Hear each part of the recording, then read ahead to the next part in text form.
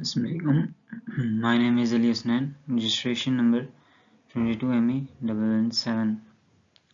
So today the topic of my presentation is basics of operation and project management. In this course I will discuss thoroughly about operation management and project management. So let's start. What is project operation management? So many governments from various regions do not perform as they should to offer goods and services to the people.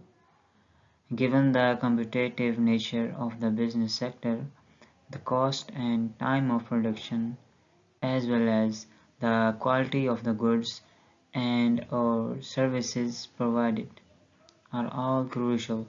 As a result, many strategies are developed and adopted to stay ahead of the competition. Among the tactics utilized by the businesses that have survived are operations and quality management. So, the basic definition of operation management is, according to Gantt and Carvey, is operation management as the process of planning, organizing, and controlling operations to reach objectives with efficiency and effectiveness. They view operations as processes to perform resources to create a result in the form of product or services. Like this is written here. So, what was the vision of operation management? The basic vision of the operation management is operation management was traditionally known as production management, indicating its manufacturing roots. It all started with the division of labor, which dates back to the time of ancient craftsmen, but it wasn't until the 17th century that the concept of interchangeability of parts was added, which sparked the Industrial Revolution. So, basically, the first origin was operational research originated during World War II when the British military management conducted a group of experts together to use a scientific approach in the study of military operations to win the conflict. So, the goals of operation management are, first of all, to improve productivity, enhance quality, minimize cost, and optimize resources. These are the basic goals of operation management.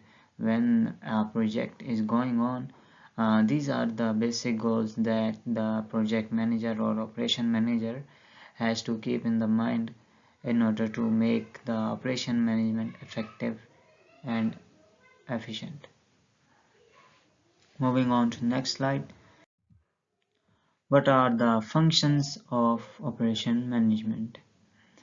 The basic functions of operation management are planning operational processes, controlling workflow, managing quality, forecasting demand, scheduling operations.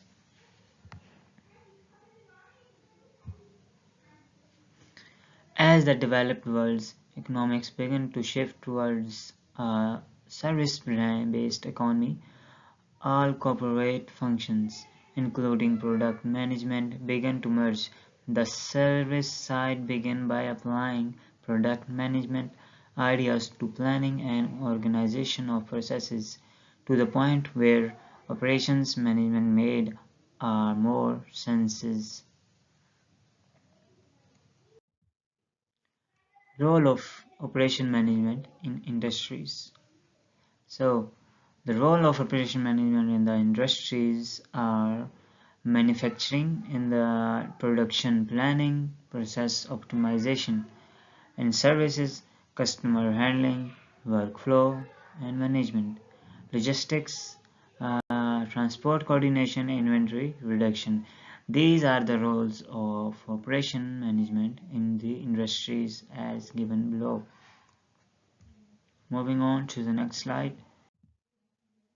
So, what are the 10 principles of operation management? These are basically given by Randall Shackelford. He stated that Randall Shackelford is an industrial philosopher and a frequent conference speaker with extensive experience in manufacturing and operation management.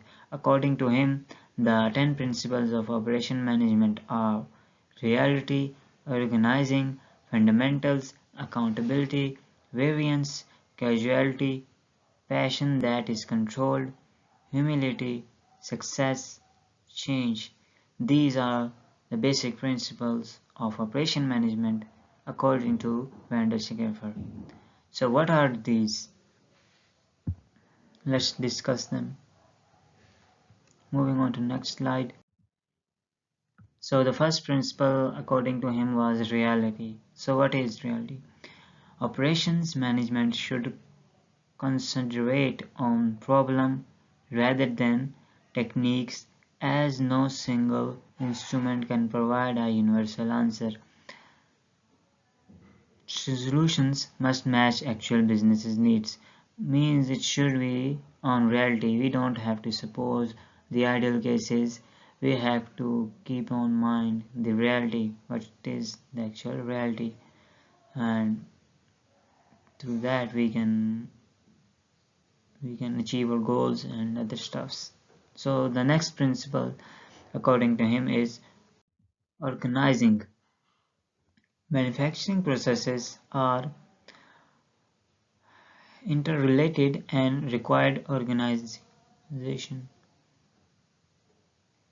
To get a similar result in profitability, all factors must be predictable and consistent.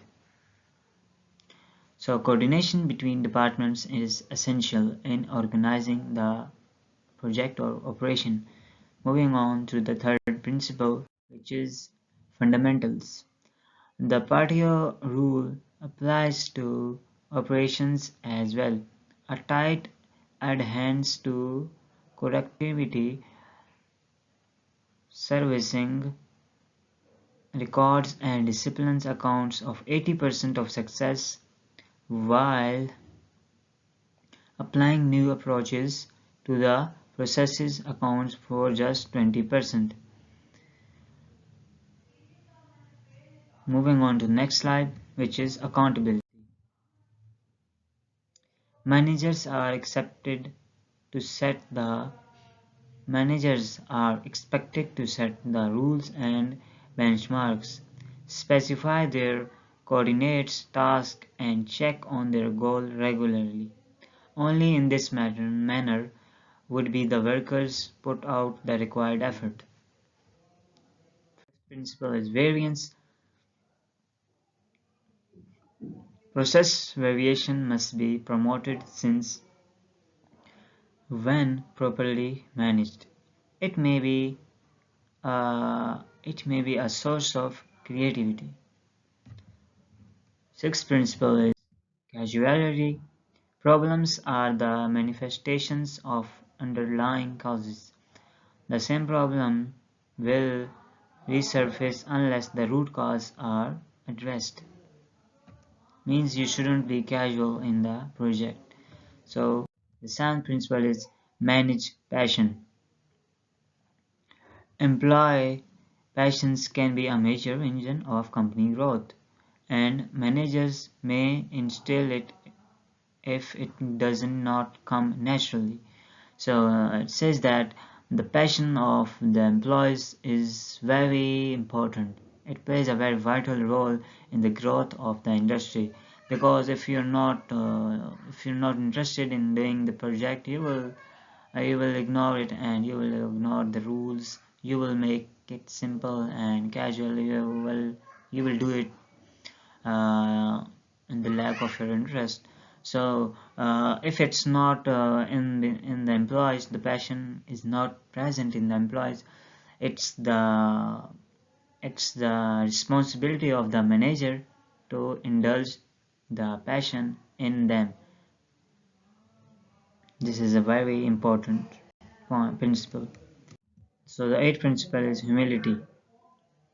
Rather than wasting money on costly trial and error, managers should recognize their limitations, seek support, and move on. Simple. It was very simple. The ninth principle is success. What continues success will evolve, but always keep the client in the mind. All of the other principles must be revisited regularly to maintain them. Means you have to keep the customer's demand in the mind, then you will be able to get the successful operation management. The 10th and the last principle is change. It says that there will always be a new theories and answers. So you should accept change and manage for long-term stability rather than sticking to one or other. It says that as the industry is going or the trend is changing day by day, you don't have to follow the traditional or stone age ways. And if you have to grow, in order to grow, you must have to grab the trend or walk with it. Otherwise, you will be left behind. So it's very important to adopt the change as going on in the industries and to update or upgrade yourself according to the change. Moving on to the next slide. So the next topic is importance of operations management. The goal of operation management is to regulate the production processes and corporate operations as efficiently as feasible. Operation management experts try to balance operational cost with revenue to maximize net operating profit. Operation management is a major unit that must initially stand for a production or manufacturing organization to be successful. Moving on to the next slide. So these are the importance of operation management. It helps to achieve the objective, improves goodwill, presence of organization, improves the productivity of employees, able to utilize resources, improve the motivation of employees. These are some of the important factors that operation management plays in the daily life or in during the operation of employees and other things. Let's before we discuss um, the benefits of operation management, let's take example for a while. An oil and gas operation that has shipped products to reservoirs to make them available to a large number of customers. Operation management ensures that items are delivered efficiently and prepare and schedule what needs to be done, when and how it needs to be done. People achieve more and productivity rises when they use operation manager. Regardless of the size of a firm or what they perform, operation management is extensively used. So this was the example of how important the operation management is in the industry. So now let's discuss the benefits of operation management. So the first benefit is optimal resource utilization, improved forecasting, higher profitability, reduction in waste, better decision making. These are the some of the benefits of operation management. And as you can see, it's written that in the diagram also the basic benefits of operation management. As discussed earlier, profitability management, competitive advantage,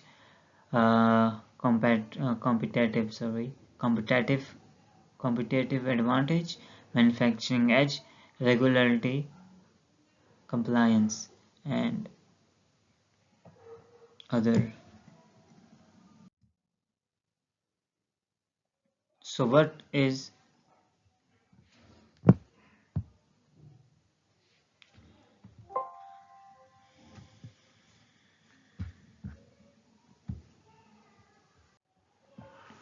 so operation management? Before we discuss the project management, let's discuss some of the benefits of operation management. We will discuss the operation management, but let's discuss benefits of operation management first. Operation management entails identical management for every industry or firm. Its key components including planning, organizing, staffing, monitoring, regulating, redirecting, and inspiring.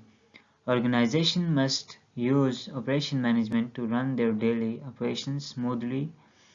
An organization can make better use of its resources such as labor, raw materials, money, and other resources with its existence.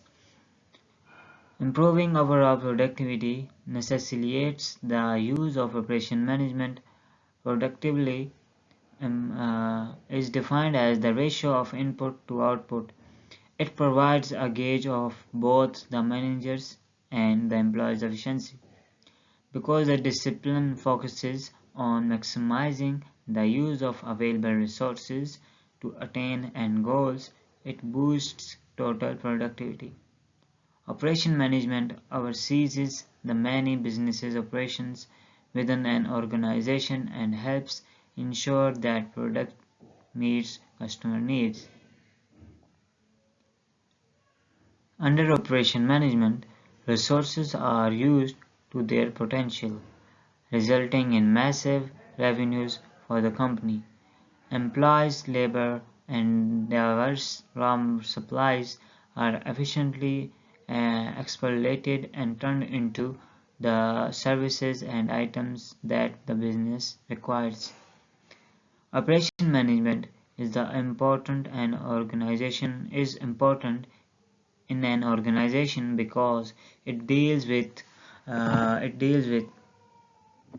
concerns such as the design, operation, and maintenance of the system that is utilized to produce things. Operation management ensures that the personnel is properly matched to the resources to get the best possible results. Effective operations management is the only way to ensure productivity. There is no better feeling for management or employee than to have a complete, satisfied customer. This is properly this is properly ensured through operation management along with a high quality product. Customers make organization thrive and they must be treated well in every way necessary and possible. So these were the basics benefits of operation management. So now let's discuss what is project management. We have discussed earlier operation management. Now let's discuss what is a project management. So the use of specialized knowledge, skills, tools, and processes to provide something of value to other is known as project management. Its basic definition I have discussed. Projects include the development of software to improve a company processes, the construction of a building, that the relief effort following a natural disaster, and expansion of sales into a new geographic market. At its most fundamental, project management is about people getting things done. This is according to Dr. Martin Barins. As you can see in the diagram, you have to initiate, plan, execute, monitor and control, close. This is the basic cycle of processes that's done in the project management. Now let's move on. Let's discuss project management by an example. Let's imagine a project manager is in charge of leading a team of software developers. They start by determining the project scope. The project team, which may comprise developers, engineers, technical writers, and quality assurance professionals, is then assigned duties. The project manager sets deadline and creates a timetable. To decide which tasks are to be done by which department, a project manager would frequently employ visual representations of workflow, such as Gantt charts or PERT charts. They created a budget that contains enough finance to keep the project on track even if unforeseen expenses arises.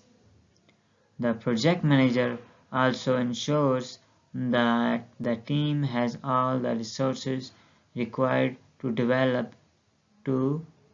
deliver the software.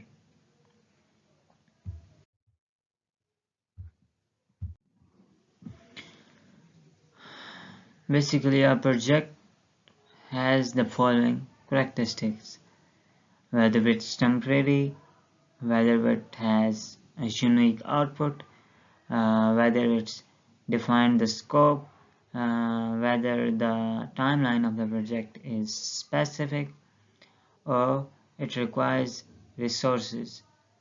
These are the basic characteristics that are found in the projects.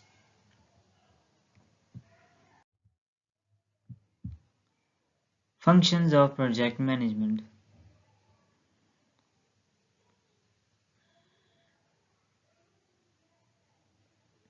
So the basic functions of project management. Uh, let's wait for a while. Let's discuss the essential elements of project management. Following are the essentials of project management: establishing why a project is needed, capturing project requirements, specifying the quality of output, estimating resources and time frames, putting together a business case to support the investment, obtaining business approval and finance, creating and implementing a project management plan, directing and inspiring the project crew, managing the project risks, issues, and modifications, tracking progress against the plan, and managing the project budget, maintaining communication with stakeholders and the project organization. These were the basic essentials element of a project management. So now let's discuss the functions of project management: initiation, planning, execution, monitoring and control, and closure. These are the basic functions of the project management.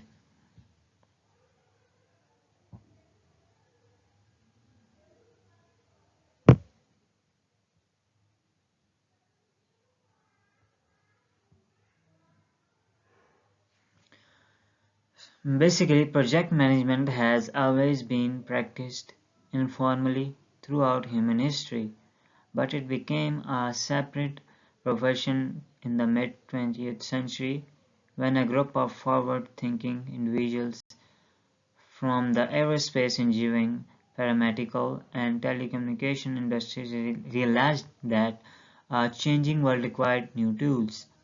They got together to start laying down and standardizing the tools for a new profession, driven by the need to manage the scheduling and resource difficulties of increasingly complicated projects. The Project Management Institute (PMI) was founded in 1969. Let's move on. So the the essential elements of project management are scope, time, cost, quality, risk, communication, and resources.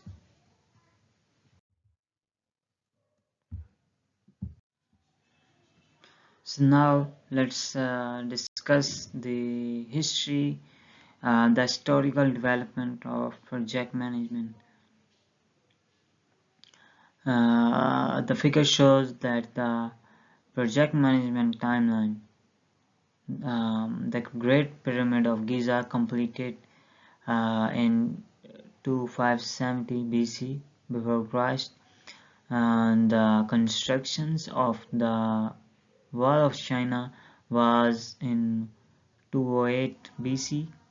The Gantt chart development by Harry Grant was in 1917, and Hoover Dam project was completed in 1931. Organizations ran on the basic relations, connections, and trust the development through time before the creation of project management or its history. This was the era when project management tasks were carried out without the use of computers or softwares, and records were kept on paper. In that era, all projects were typically planned by qualified technical personnel, while large projects were taken on by experts.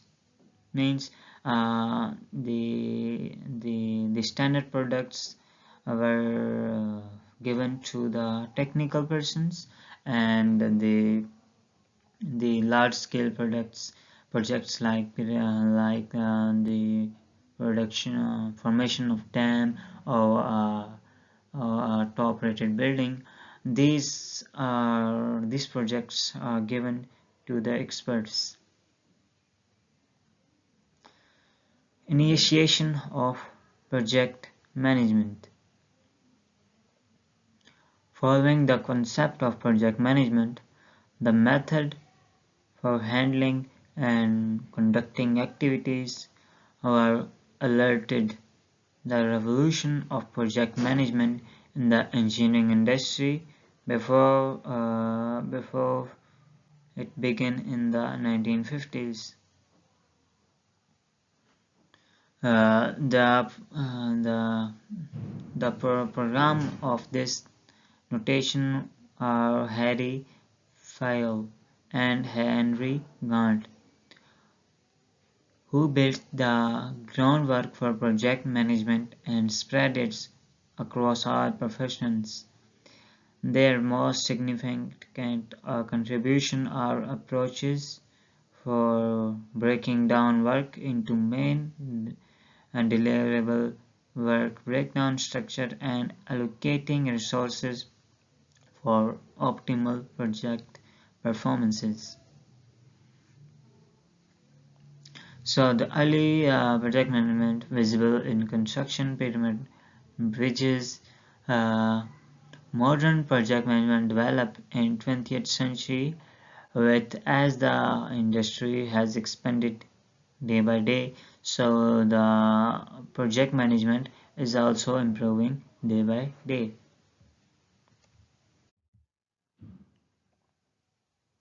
These are the specific philosophers, you can say. They have contributed to the history of project management. Among them, Frederick Taylor, he was a scientific management. Henry Gantt.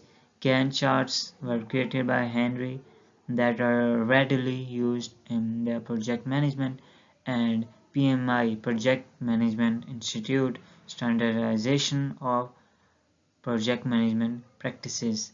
This is the institute where you learn the project management. They basically teaches you the basic principles and the advanced use of project management. So there are mainly four eras of project management. Let's discuss them one by one. So the first era of the project management. So now let's discuss the first era of project management. The history of project management can be better understood by identifying four major periods. Before 1958, there was a period known as the first era of project management. The concept of project management dates from the 90s through the 1950s, with the addition of an work breakdown structure. Major advances in project management were noticed at that time. Work breakdown structure. Major advances in project management were noticed at that time, practically in project scheduling, resource allocation, and management of project tasks and deliverables. During this time, Henry Gantt invented the Gantt chart, which is now a standard feature of all modern project management software, such as Primavera Project Management, Primavera 5.6, and Microsoft projects. They all follow the Gantt chart that was invented by Henry. Communication accelerated during this period as a result of improved telecommunications infrastructure, which made project management more efficient. So now let's discuss. So due to the expansion and important breakthroughs in this subject, two professional project management firms were established in the 1960s. The first is the International Project Management Association, IPMA, a European-based organization that was found. The first is the International Project Management Association, a European-based organization that was founded in 1965 to provide a platform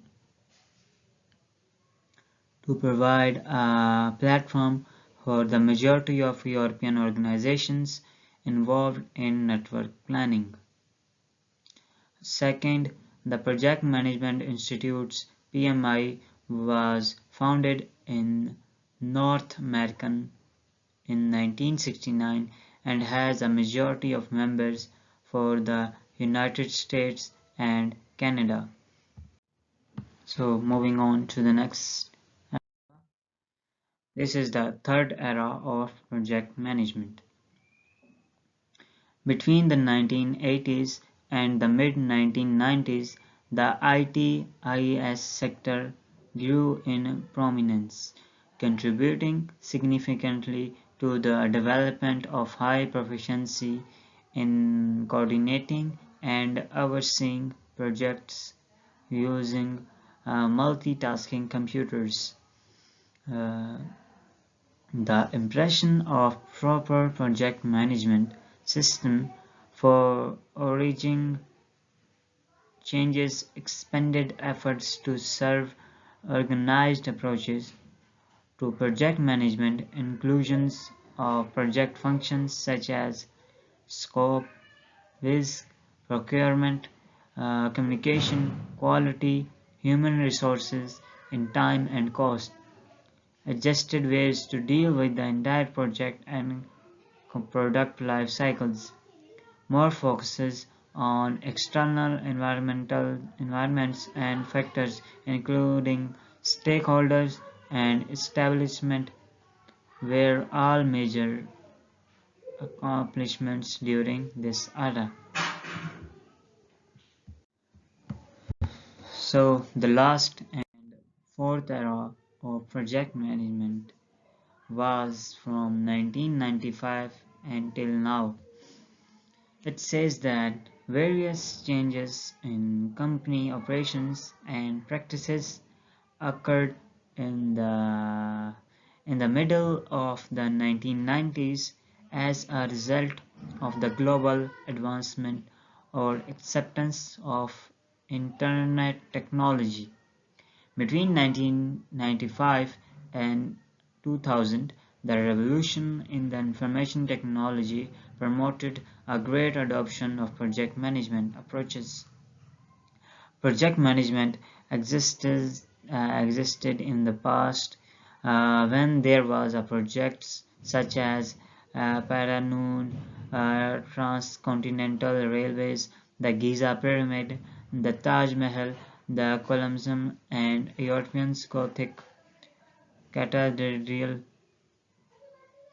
Project management is now in its final form, and it is in the result of years of hard work. So you can see from the figure the you can see from the figure the development of project management throughout the time. Uh, Project management, cash time and cash is equal to cost and quality plus schedule plus resources used. Uh, and project production management, cost, time and cash is equal to scope and quality plus process design plus capacity plus inventory plus variability. So these are the difference between the project management and project production management. So now let's discuss further. Now the topic is levels of projects in public sector. Means a project has certain levels, whether it's small, medium scale, large scale. It can be variable. It can depends on the cost, uh, production rate. A lot of factors are present in the projects. So according to them, let's discuss the levels of projects in public sector. Although it is commonly maintained that excellence project management can help a project success, it is unlikely to prevent failure. And Mune's 1966, the investment in a project management project can be justified, especially in the case of expensive public sector projects. The level of project managements are shown in the diagram. So the first level is initiation. So as you can see, the first stage initiation. So let's discuss initiation. Project initiation. The first stage of the project management entails providing the project with a broad definition and determining whether or not it is feasible. The stakeholders in charge will usually utilize one of two approaches to decide whether or not to approve the project. Documentation for the business cases. This will outline the project's justification in terms of what the organization needs, how it will benefit them, and how it can generate a financial return. Feasibility study. This document evaluates the resources required to finish the project and compares them to the resources available to the company. In this method, the project's time frame and cost are assessed, as well as whether it is the best alternative or not. If the project passes these two criteria, the next step in the initiation phase is to create a project charter, also known as a project initiation document (PID), which contains an overview of the project goals, stakeholders, and business cases. I have discussed this one. So now let's discuss the project planning. The second stage of project management level is planning. It includes scope planning, scheduling, budgeting, resource allocation, risk management, stakeholder communication planning. You can see from the diagram or the figure a more detailed summary of the project's aim and requirement is generated during the project planning stage. This is where a project manager's abilities are put to the test. The following items are included in the project planning: determining the project scope, identifying the specific tasks that must be completed, putting the finished touches on the deliverables timeframe, putting together a workflow timetable, and identifying and allocating necessary resources. Your team will be given a roadmap of what is required for the project success during the project planning phase. Much as it is critical for a project manager to understand the first 5 stages of the project planning. These are the basic project planning phases. The company will give you these, and you have to make your project according or plan your project according to these stages. So let's move on. Now, the third stage of the levels of the project management is project execution. This is the start of the creative stage, in which the planned project plans are transformed into tangible deliverables, following which each team member will be aware of what is expected of them, perform tasks, manage teams, ensure quality, allocate resources. So the start of creative stage, in which basically the project execution is the start of creative stage in which the planned project plans are transformed into tangible deliverables. I discussed earlier, a kick-off meeting will normally be held to provide everyone an overview of their goals, following which each team member will be aware of what is expected of them. The following items are included in the project execution. First is individual task standards are created, obtaining the necessary resources, assigning duties to team members and completing responsibilities, meeting deadline with deliverables, updating the status of project. These were the project execution stages. So now let's discuss the project monitoring, or can also known as controlling phase. The project manager serves as a vital link between the project team on the ground and other stakeholders who are less involved in the day-to-day details of what's going on. As a result, a project manager must be able to successfully measure and communicate progress to ensure that everyone is running smoothly. So this was the project monitoring and controlling stage, where you have to track the process, compare with plan, manage risks, ensure timely corrections. You have to monitor every aspect. Now let's move on to the project closure stage, which is also the final stage of the project management level. So let's start. It says that the final deliverables are delivered, handed, delivered, or go online at this point of the project management process. This stage allows you, your team, and your stakeholders to assess how successful the project was and what lessons were learned along the way. It's also a good idea to set up an ongoing progress for formatting and feeding the information back into your project management system for leveraging past projects and teamwork. Tools that provide an audit trail and a manner of recording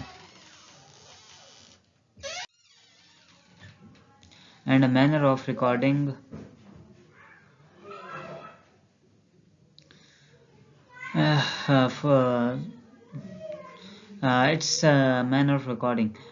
It's also a good idea to set up an ongoing progress for formalizing and feeding this information back into your project management system for leveraging past projects and teamwork. Tools that provide an audit trail and a manner of recording what's happening are useful. Flexible systems that can easily incorporate change are practically used, since they can be organized fast and make us of fresh information. So these are the different types of projects in the public sector. They are specific. Their types are given. Suppose the first is pure project form, the second is hybrid form, third is operational activity, and the fourth is breakthrough event. So the characteristic of pure project form is traditional project are discrete temporary activities structured, operated, and managed under best practice project management disciplines to varying degrees of formality and completeness. Structure form project, dominant force, completion, locus of control, project manager, governance framework, and project MGMT formal, project management formal. So the second form is hybrid. Uh, it is a quick combination of project form and operational activity. A core project structure exists, but key elements of the project are delivered by one or more existing functional units that operates independently. Structure form is matrix, dominant force is optimization, locus of control is locus of con wait a second locus of control is project and functional management. The project management is semi formal, and the risk management is variable. So now let's discuss the third type, which is operational activity. The characteristic is routine viewed as a project executed by functional units within their normal operational space and structure, using some elements of project management control like schedule, budget, scope, reporting. Structure form of operational activity is functional, dominant force is efficiency, locus of control is functional and line management. Project management informal, and risk management is variable. Now let's discuss the fourth and final type of public sector projects type, which is breakthrough event. So breakthrough event is defined as a focused effort by small specialist team to achieve a specific high priority objective in a short time frame without the constraints of conventional disciplines, practices, or methods. Structural form or breakthrough event is ad hoc, means you can, if you want to carry it, you can carry, but if you want to discontinue it, you will discontinue it. Means you don't have a proper planning. Dominant force is basically innovation, and the locus of control is executive. It's behind me, but I can see it.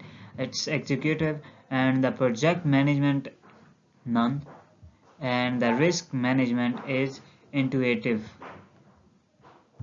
So that's all from my side. We have discussed the basics or the roles, importance, goals of operation management first half, and then we have discussed the project management, its levels, its stages, its benefits, its uses in daily life, its types, and so on. So that's all from my side. Thank you.